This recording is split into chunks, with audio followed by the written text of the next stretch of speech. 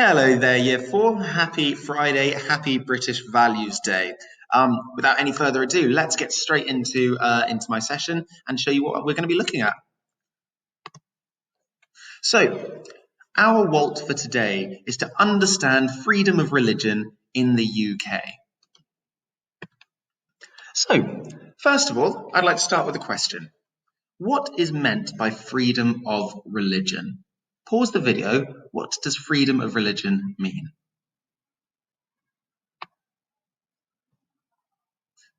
Okay, hopefully you've had an opportunity to think about that question a little bit. Let's have a look at what it means. So, freedom of religion is the right to choose a religion without any interference from a government. So it means that we are able in Britain, as a country which has freedom of religion, to choose whichever religion best suits us, whether it be Islam or Christianity or Judaism or Sikhism, whatever it may be. We are able to choose a religion without the government interfering or telling us what we can or can't believe in, which is so important. So I want to imagine that you're wandering around in London, as an example. How can you tell that Britain has freedom of religion? If you're looking at the people, if you're looking at the places, how can you tell that we have loads of different religions that people are able to choose from in Britain? Pause the video now and have a think. So hopefully you've had a chance to think. Let's look at some of those clues that tell us that Britain is a place which believes in freedom of religion. So first of all, religious expression. So people in Britain are able to express their faith by wearing religious clothing and also wearing symbols. So for example, Christian believers may choose to wear a cross or a crucifix around their necks, and some Catholics may wear a rosary, which are these beads. They're like prayer beads that you can wear around your neck. So people can express themselves freely by from clothing, whether it be a Jewish yarmulke on the top left or a burqa. So people are able to show their religion freely and without fear of being sort of persecuted or judged, which is really, really important. Also, religious celebrations. Throughout the year, celebrations can be witnessed that represent a variety of religions. So, of course, maybe perhaps one of the most familiar ones will be Christmas. At Christmas, we have signs of, we have lights and decorations up everywhere. But it applies to other religions, other religious festivals as well. I'm sure if you look at Diwali and Holi, there are always so many lights and colours and even parades and things to celebrate religious festivals. So Passover, Diwali, Eid and Christmas are just a few examples of these religious celebrations that we see all around us. And finally, religious buildings, of course. So all around Britain, our religious freedom is showcased through buildings. So every day people visit mosques, churches, temples, gurdwaras to pray and express their faith. So we have all of these places around us that will accommodate every religion possible, which is fantastic. So we've talked about Britain being a country which has freedom of religion. Why is it so important? Why is freedom of religion so important? Pause the video now and have a think. So hopefully you've come up with some ideas, and it's important for a number of reasons. Firstly, it means we have the freedom to believe in whatever we think suits us. We are aware that one religion might suit one set of people, but a different religion suits other people. So not all having to conform to the same religion. Also, it means that we have a much more individual society, meaning that we have a rich tapestry of different faiths, beliefs and religions that people are able to follow, rather than the government saying that everyone needs to follow the same religion, which is the case in some places around the world still. So, we're going to answer the question, how is our freedom of religion protected in Britain? So how is it that we are able to keep this freedom of religion in our country, and how is it protected by law? So if you've looked at Miss Franklin's presentation already, or if you haven't, you're going to see this Article 9 come up, which is really, really important. It's important to touch on a couple of times today. So Article 9 is a law that has been passed, which is the right to freedom of religion, and belief is one of the rights protected by the Human Rights Act. So what Article 9 states is that being able to choose your religion and your faith is a human right, meaning that it's a basic fundamental principle that everyone should be able to do and everyone is able to do in our country.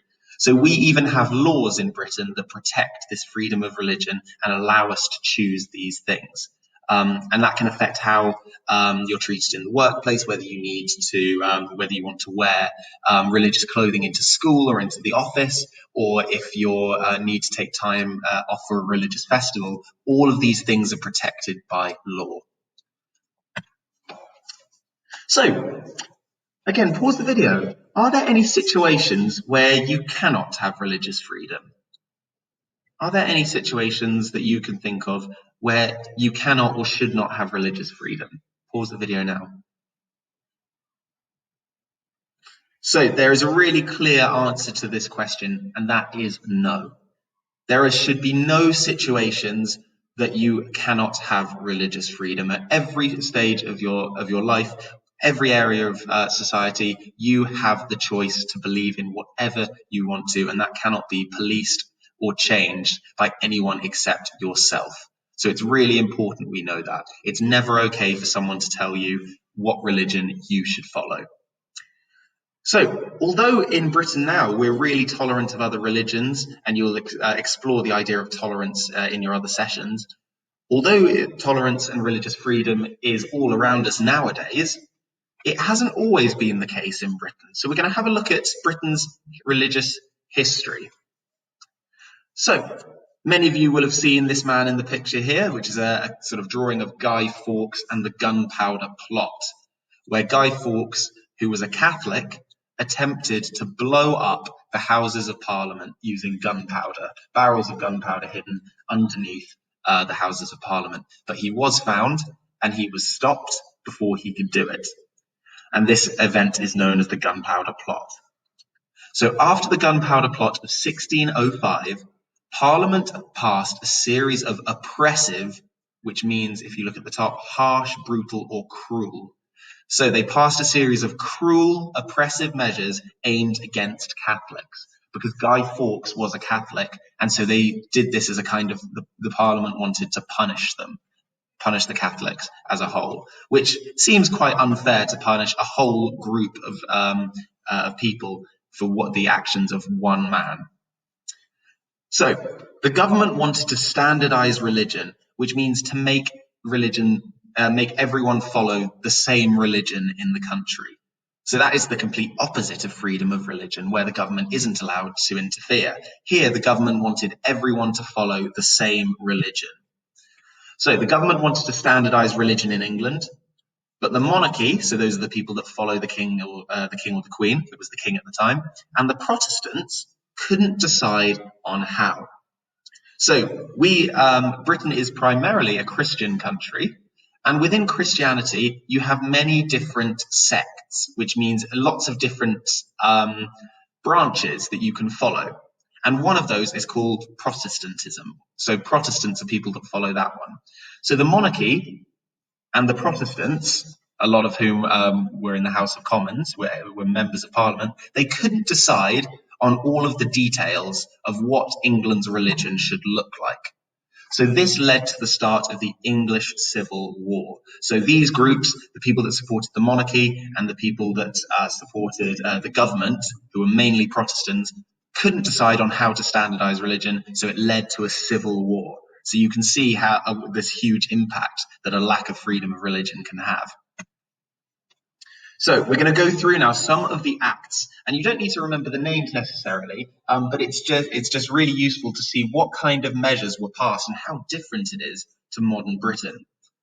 So the Act of Uniformity in 1662 standardized English religion and effectively banned Protestantism. So all of those people that were Protestant were basically not allowed legally to believe in what they wanted. And due to this law, over 2,000 ministers were removed from public office, which is incredible. So over 2,000 people lost their jobs as either MPs or anyone working in public office because they were Protestant. Another really important act, the Conventicle Act of 1664, punished any person over the age of 16 years old for attending a religious meeting that didn't follow the Book of Common Prayer. So anyone that was going to a religious meeting that was not conducted in the way that the government wanted would be punished. So it's absolutely incredible. It's crazy that just based on what people believe, they're being punished so severely and even losing their jobs.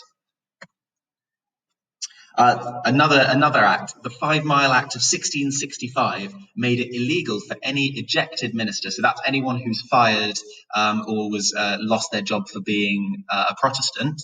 It made it illegal for any of those people to live within 5 miles of any place where they'd formerly served.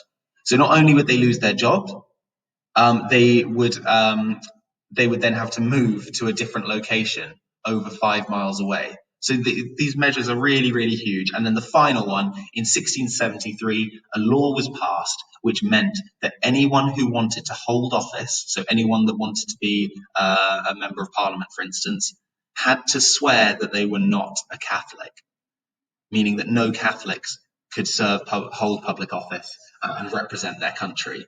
So these are just a few examples of where religious intolerance, so not accepting other religions and not having a religious freedom, that's where these are just some examples of where that can get people. So I'd like you to pause the video, think about those laws that were passed and what that meant. What have you learnt from Britain's history? What have you learnt that happens when a country doesn't have freedom of religion and isn't able to choose for themselves? What have you learnt from that? Pause the video now.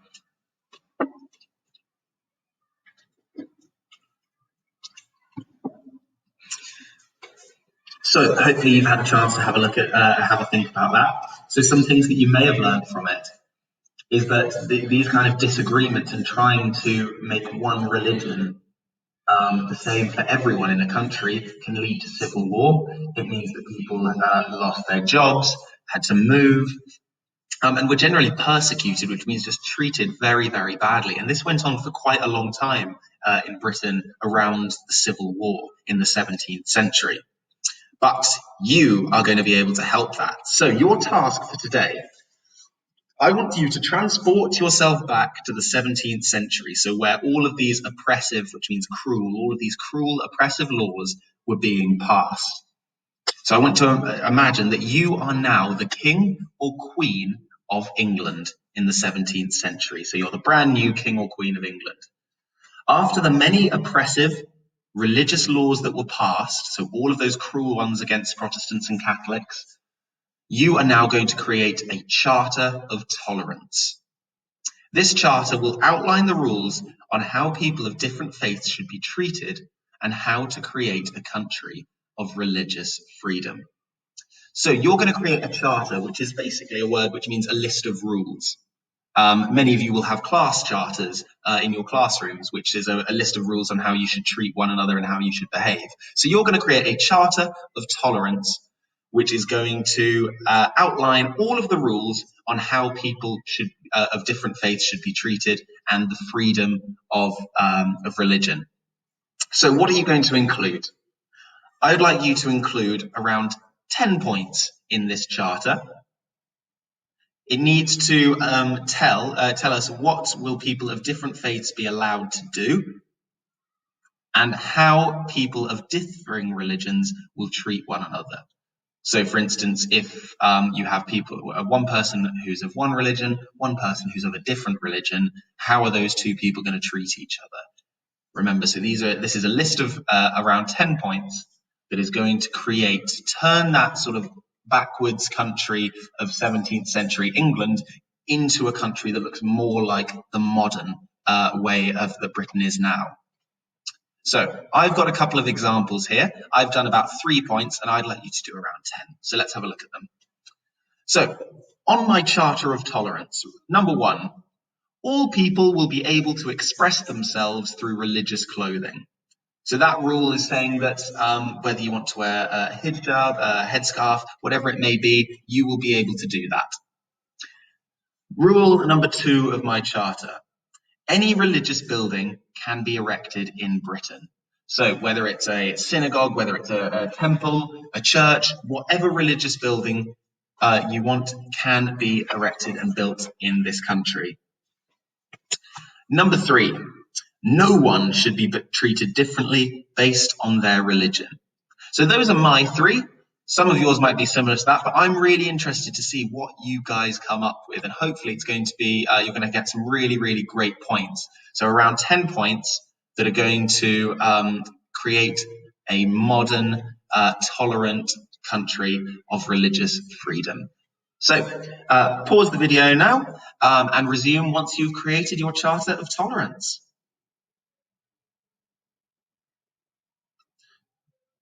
Okay, guys, so hopefully you're now going to have a lovely long list of different rules and a great Charter of Tolerance, which is going to create some religious freedom in 17th century Britain.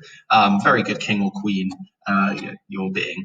So, just before we finish, I want to ask one more question. What can you do in school to show religious tolerance?